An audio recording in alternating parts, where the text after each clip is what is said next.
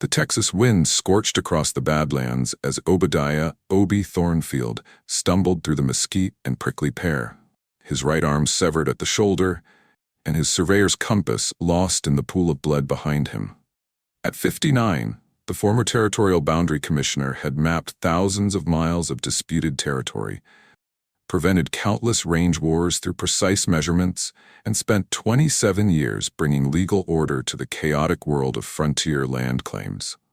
But he'd never expected to have his arm hacked off with a machete by his own survey crew, betrayed for the crime of refusing to falsify boundary markers that would steal Mexican land grants for Anglo cattle barons. The sun beat down mercilessly, each ray like a branding iron against his weathered skin. Obi's throat burned with thirst, his tongue swollen and dry as the cracked earth beneath his boots. Blood loss had weakened him considerably, and each step forward was a battle against the growing darkness at the edges of his vision. His decades of experience in the harsh Texas terrain was all that kept him moving forward. His surveyor's instinct, guiding him toward hope, was civilization. "You're too principled for modern surveying, Commissioner." Crew boss Dalton had sneered as his hired thugs held Obi down and raised the blade. "This territory's got no use for boundary men who can't tell the difference between old Spanish grants and American progress." Dalton's face had twisted with contempt, his once friendly features transformed by greed into something monstrous. The man Obi had trained personally, had trusted with the sacred duty of honest measurement, had betrayed not just his mentor, but the very principles of their profession. The Progress had been Dalton's scheme to move established boundary stones several miles south, stealing thousands of acres from Mexican families whose land grants predated Texas statehood. When Obi discovered the conspiracy and refused to certify the fraudulent surveys, Dalton had decided that a tragic surveying accident would solve his problem permanently. Should have stuck to measuring fence lines instead of measuring consciences. Dalton had laughed as they swung the machete. "Maybe the coyotes will appreciate your professional ethics." The blade had fallen with sickening force, and Obi's world had exploded into white-hot agony. He remembered little of his escape, only flashes of crawling through brush, while Dalton's men searched half-heartedly, convinced he would bleed out before reaching help. Perhaps they were right. The trail of blood behind him had attracted buzzards that circled overhead, patient harbingers of death, waiting for him to finally collapse. Now Obi crawled through the thorny brush and alkali dust, his severed arm leaving a trail of blood that attracted buzzards, his vision blurred from shock and the merciless Texas sun. In the distance, he spotted adobe buildings beside a creek, the first sign of civilization he'd encountered since dragging himself away from Dalton's butchery. The hacienda sat in a natural valley, surrounded by carefully tended gardens and orchards, that spoke of generations of careful stewardship. Stone irrigation channels diverted creek water to nourish fruit trees and vegetable plots, while flowering cacti added splashes of vibrant color to the otherwise harsh landscape. Whoever owned this place understood both beauty and survival, a rare combination on the frontier.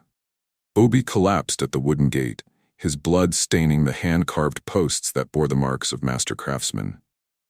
Intricate patterns of scorpions and desert flowers had been lovingly etched into the wood, speaking of someone who honored both the danger and beauty of this unforgiving land.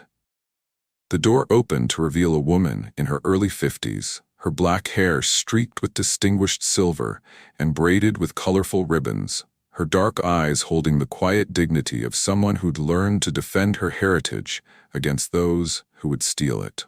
She wore traditional Mexican clothing, mixed with practical frontier additions. A hand-embroidered blouse, paired with a leather belt holding small tools, and a skirt whose pockets bulged with what looked like folded documents. Her movements carried the graceful authority of someone born to command respect. "Madre de Dios," she breathed, taking in Obi's condition. "¿Qué te pasó?" "Survey crew," Obi gasped in broken Spanish. "Mi propia crew. Tried to kill me." The woman, he'd later learn her name was Esperanza Espe Vasquez, helped him toward her hacienda with surprising strength for someone of her build. Her home was elegant but practical, with furnishings that blended Mexican craftsmanship with frontier necessity. speaking of someone who honored tradition while adapting to harsh realities. Inside, the hacienda was cooler, its thick adobe walls providing blessed relief from the punishing heat. Colorful woven rugs covered portions of the packed earth floor, while hand-carved furniture spoke of both artistry and practicality.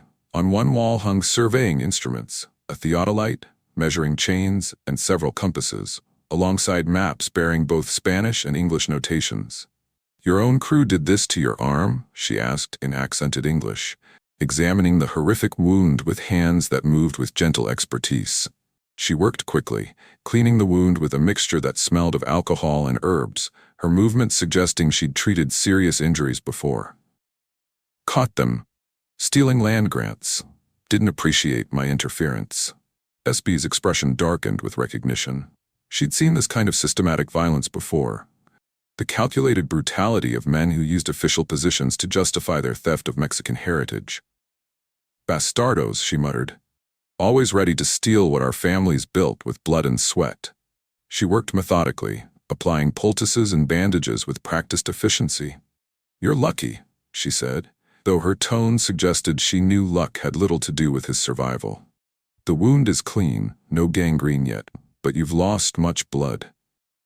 For 4 months, Obi drifted between consciousness and fever, while SB tended his wounds with a mixture of frontier medicine and traditional Mexican remedies her grandmother had taught her. She couldn't restore his arm, too much had been destroyed, but she managed to save his life and help him adapt to working with one hand. During his more lucid moments, Obi observed the steady stream of visitors to the hacienda, Mexican families clutching worn documents, elderly men tracing boundary lines on faded maps, young couples seeking advice about disputed water rights. SB listened to each with equal attention, her knowledge of land law evident in the precise questions she asked and the careful notes she made.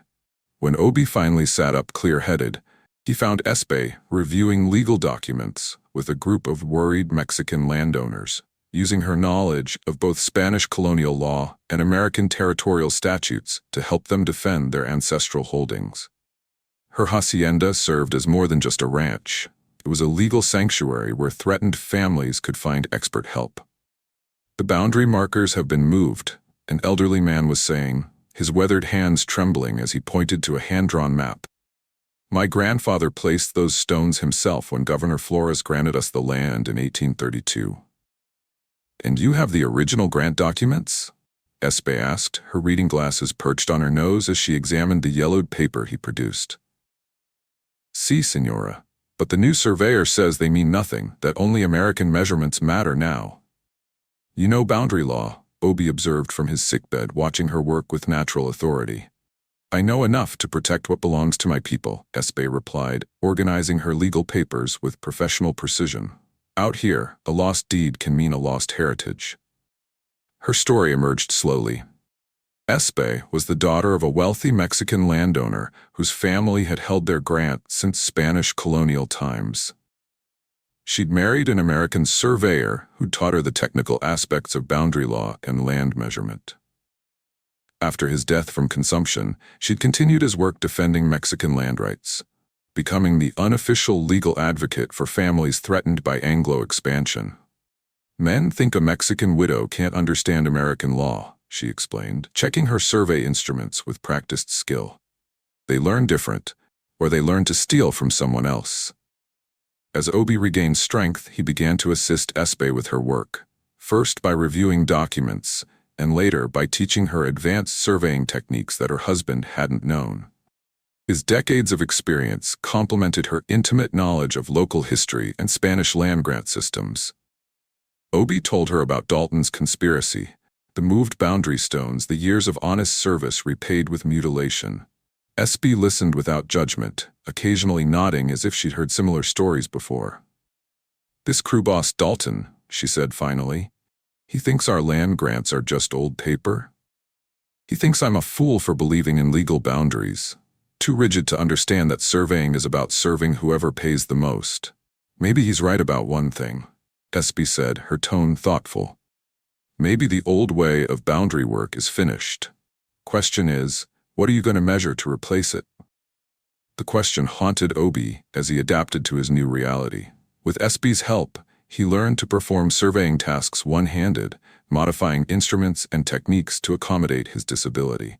More importantly, he began to see his profession in a new light, not just as technical measurement, but as a means of protecting vulnerable communities from systematic theft, disguised as progress.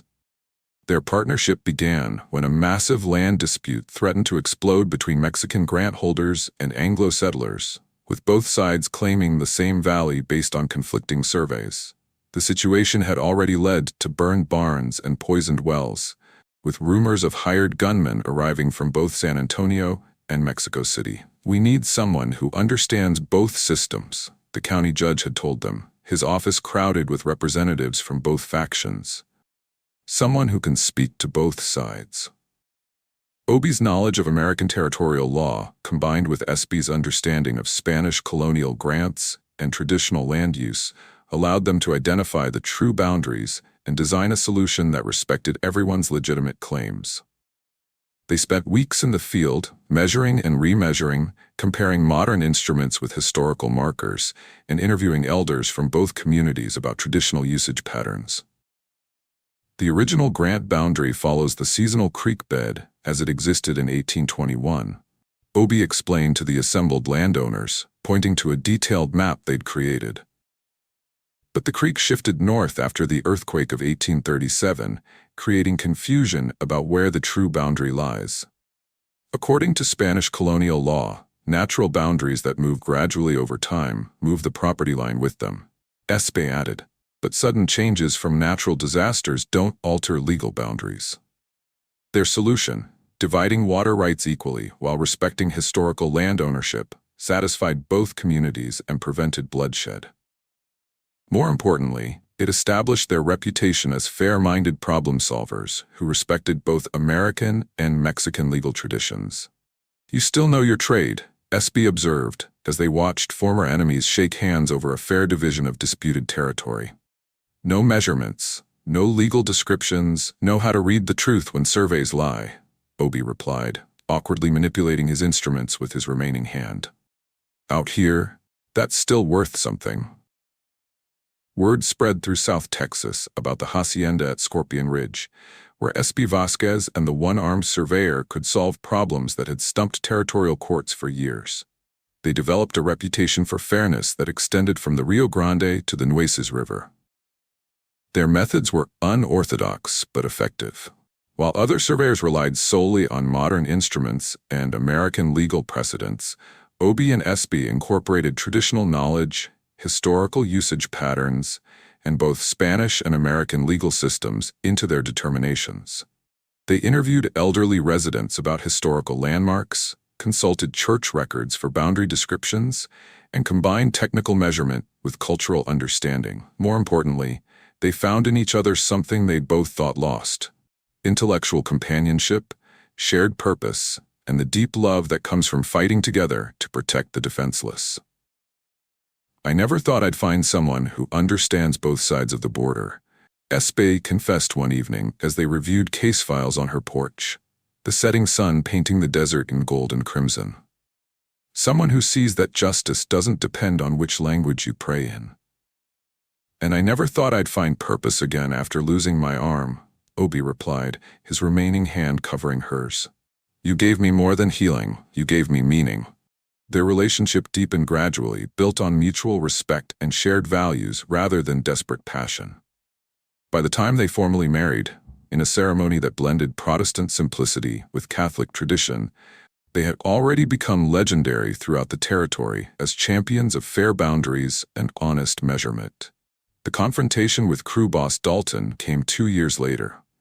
He arrived with territorial officials and forged documents, claiming Obi was mentally incompetent due to his injuries and needed to be placed under Dalton's care as his former supervisor. Behind this transparent ruse lay Dalton's real motivation: silencing the man whose testimony could expose his systematic land fraud before federal investigators. "There's the old one arm," Dalton announced, pointing at his former commissioner. "Living in sin with some Mexican land grabber, probably can't even hold a compass anymore." Obi emerged from the hacienda, No longer the broken man Dalton had mutilated and abandoned. Hard work and purpose had strengthened his remaining arm, while finding his true calling had restored his spirit. His right arm was gone, but his mind was sharp and his voice carried the authority of genuine expertise. "Dalton," he said calmly, "you're looking prosperous. The theft business treating you well?" "Don't get smart with me, Thornfield. I'm here on official territorial business." "Official?" Espe stepped out beside Obi, a rifle cradled in her arms. "Funny thing about that. I sent some letters to friends in Austin and Mexico City. Seems both governments have been investigating land fraud." Dalton's confidence wavered as he realized they'd been building a case against him for months. Espe's connections in both the Mexican and American legal communities had provided access to records and expert testimony that painted a clear picture of systematic boundary manipulation. "This is a setup," Dalton sputtered, his hand moving toward his gun. "No," came a new voice from the ridge above. "This is justice." Captain Juan Seguin emerged from the rocks with a dozen Texas Rangers, their badges gleaming in the desert sun. They'd been tracking Dalton's movements since learning of his systematic theft of Mexican land grants. "You want to steal our ancestors' legacy?" Seguin called out in perfect English. "Steal your own grave first." The standoff stretched taut as a bowstring. Dalton's officials were outnumbered and outgunned, facing not just angry Rangers but federal investigators who'd been tracking his conspiracy for over a year.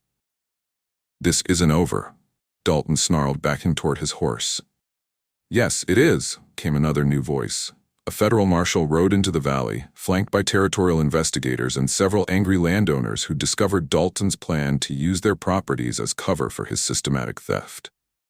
Dalton's empire crumbled quickly once federal authorities began examining his survey records and interviewing witnesses. His conspiracy had reached far beyond the original Mexican grants, involving systematic theft of lands belonging to Anglo settlers, German immigrants, and Native American tribes across 3 counties. He died in federal prison 18 months later, still claiming he'd only been trying to develop Texas's natural resources. "Feel better?" Espe asked as they watched the federal party disappear over the ridge. "Feel whole," Obi replied, flexing his remaining arm. "For the first time since they cut me, I feel like I'm truly measuring what matters." Their partnership deepened into something more profound than business or convenience.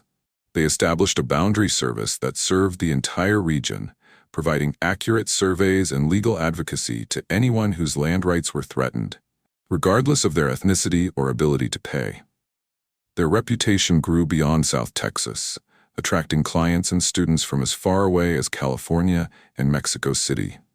Young surveyors came to learn their unique approach to boundary work, while law schools sent observers to study their integration of multiple legal traditions. "We make quite a team," Espe observed one evening as they sat in the courtyard, watching the sunset paint the Texas sky in brilliant oranges and purples. "We make a foundation," Obi corrected, taking her calloused hand in his scarred one, "the kind that's built on justice rather than theft, on truth rather than convenience." At 61, Obadiah Thornfield was no longer the broken-down commissioner who'd had his arm hacked off by corrupt surveyors. He was a guardian of legitimate boundaries, a protector of the dispossessed, and living proof that integrity mattered more than physical completeness. The badlands that had nearly claimed his life had instead given him purpose, partnership, and the chance to use his expertise for something greater than mere land division. And Esperanza Vasquez had found something she'd thought impossible. Not just love, but professional partnership with someone who saw her Mexican heritage as strength rather than liability, who understood that the strongest boundaries are those built on respect for all people's legitimate claims. Together, they'd carved out their own piece of the American dream in the harsh beauty of South Texas, proving that sometimes the people society discards become the ones who draw the most accurate lines. Their hacienda became a landmark on the frontier, Scorpion Ridge Survey, where honest measurement and cultural understanding went hand in hand. The cattle drives still passed their valley, carrying beef and dreams across the expanding west. But now they carried something else as well, the knowledge that there were still places where heritage mattered more than expansion. where severed arms couldn't sever an unbreakable spirit, and where two people who'd been written off by the world proved that the most important boundaries are those that protect rather than divide, that honor the past while building the future, and that recognize that true ownership comes not from theft, but from the sweat, blood, and love invested in making the land bloom.